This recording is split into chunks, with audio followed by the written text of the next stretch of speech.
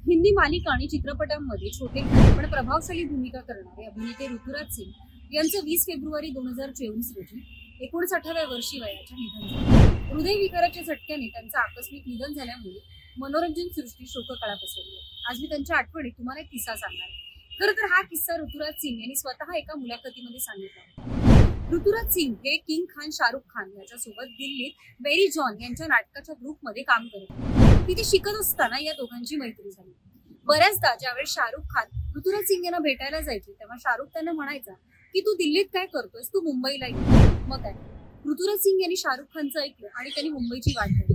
ऋतुराज सिंग यांनी मालिका विश्वामध्ये आपलं वेगळं असं अढळ स्थान निर्माण केलं. आपली बात, सीआयडी, ज्योती, हिटलर दीदी, अनुपमा अशा विविध मालिकांमधून त्यांनी भूमिका साकारल्या.